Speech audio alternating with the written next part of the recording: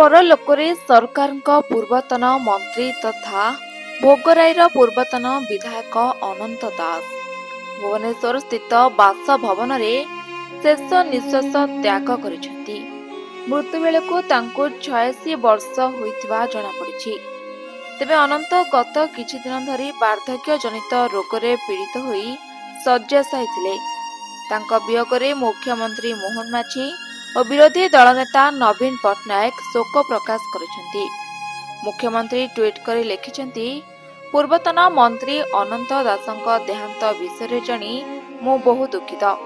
मंत्री और विधायक भावे से राज्यर और बालेश्वर अंचलर विकास पाई निजर गुरुत्वपूर्ण योगदान रखि जाइछंती। तांको वियोग जोगु राज्य जने अमायिक जनसेवकଙ୍କୁ हराइला। तांको अमर आत्मार सद्गति कामना करने सहित शोक संतप्त परिवार वर्गों प्रति मुख्यमंत्री समवेदना जणाइछंती। सेहिपरि विरोधी दल नेता नवीन पट्टनायक मध्य ट्वीट करी शोक प्रकाश करिसेंती। नवीन लिखिसेंती, दलर वरिष्ठ नेता तथा पूर्वतन मंत्री अनंत दासଙ୍କ देहांत विषय जानी मु दुखित। जनप्रतिनिधि भावे दीर्घ दिन धरी लोकंक सेवारे तांको कार्य सर्वदा स्मरणीय रहिबो।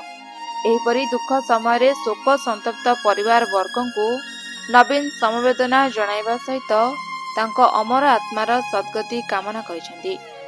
तेबे भोगराई निर्वाचन मंडली लगातार 4 थर विधायक थिले अनंत दास। 2004 रु 2019 पर्यंत 4 थर बीजेडी विधायक थिले। यह व्यतीत से ओडिशा सरकारक शिल्प मंत्री, उच्च शिक्षा मंत्री, सरकारी दलर मुख्य सचेतक, बालेश्वर जिलार योजना बोर्ड अध्यक्ष एपरी बहु गुरुत्वपूर्ण पद पदवी रही सफलतार सह दायित्व तुलाइछंती। ब्यूरो रिपोर्ट, रियो न्यूज। जदि आपंक आम भिडी भल लगा तेब आम चैनल को लाइक, शेयर और सब्सक्राइब करने को जमा भी भूलु नहीं।